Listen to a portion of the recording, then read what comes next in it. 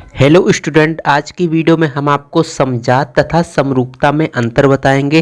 काफ़ी ज़्यादा इम्पोर्टेंट है, कई बार परीक्षाओं में पूछा जाता है।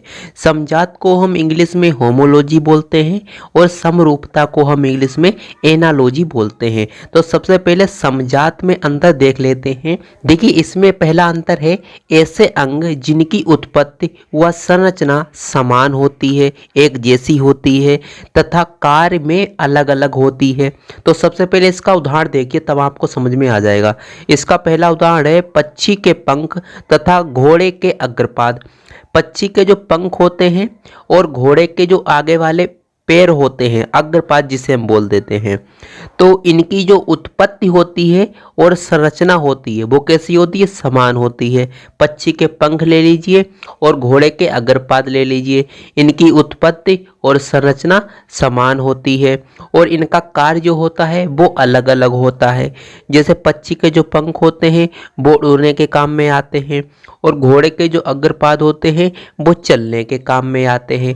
तो इसीलिए लिखा गया है कि इनकी उत्पत्ति जो होती है और संरचना वो समान होती है और इनका कार्य जो होता है वो अलग अलग होता है। इसका दूसरा उदाहरण है मेढक के अग्रपाद तथा पक्षी के पंख। अग्रपाद कहने का मतलब मेढक के आगे वाले पैर।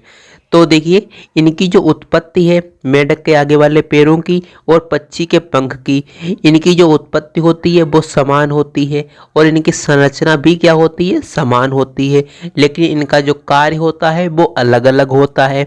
मेढक के जो आगे वाले पैर होते हैं वो चलने के काम में आते हैं, किसी चीज़ को पकड़ने के काम में आते हैं, और पक्षी के जो पंख होते हैं वो उड़ने के काम में आते हैं। इसीलिए लिखा गया है इनका कार्य जो होता है वो अलग अलग होता है। अब तीसरा यहाँ पर उदाहरण देख लीजिए, मनुष्य की बाह तथा गाय के अग्रपाद।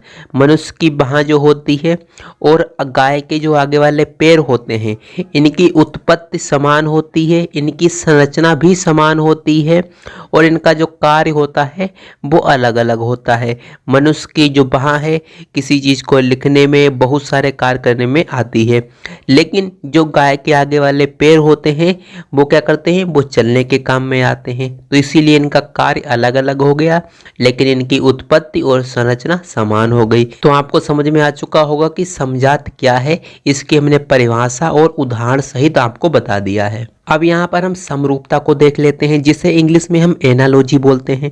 तो इसकी सबसे पहले परिभाषा को समझ लीजिए।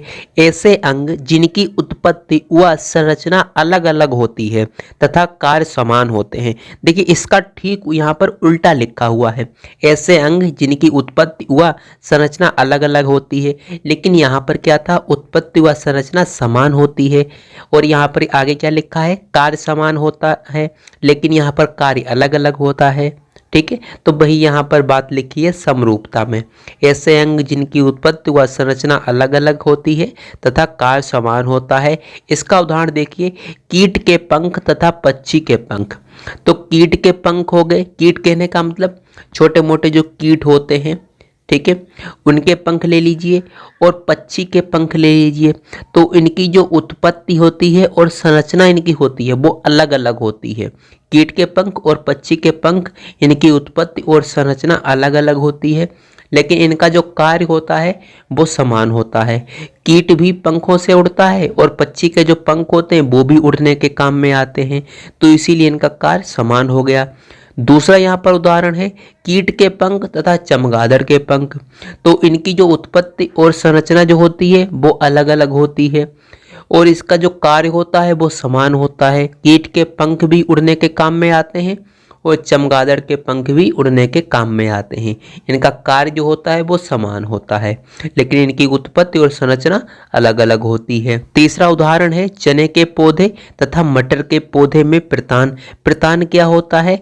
आप देख लीजिएगा, मैं आपको चित्र में दिखा दे रहा हूँ। तार जैसा होता है, कई बार आपने पौधों पर देखा होगा। चने के पौधे हो गए और मटर के पौधे हो गए, इनमें जो प्रतान होता है वो कैसा होता है? उनका कार्य समान होता है। चने के पौधे का प्रतान ले लीजिए, चाहे मटर के पौधे का प्रतान ले लीजिए, उसका कार्य समान होता है लेकिन उसकी उत्पत्ति और संरचना अलग अलग होती है। चौथा यहाँ पर उदाहरण है चने के पौधे तथा अंगूर की बेल में प्रतान जो होता है। चने के पौधे में भी प्रतान होता है और अंगूर की बेल के पौधे में भी ये प्रतान होता है। तो इसकी उत्पत्ति और संरचना अलग अलग होती है लेकिन इसका कार्य समान होता है। तो इसी तरह से आज मैंने आपको समजात तथा समरूपता में अंतर बिल्कुल हिंदी में आसान शब्दों में बता दिया है। यदि वीडियो पसंद आया है तो इसे लाइक कर दें और चैनल पर पहली बार आए हुए हैं तो चैनल को सब्सक्राइब कर दें। तो चलिए अब हम मिलते हैं अगली वीडियो में, जब तक के लिए जय हिंद जय भारत।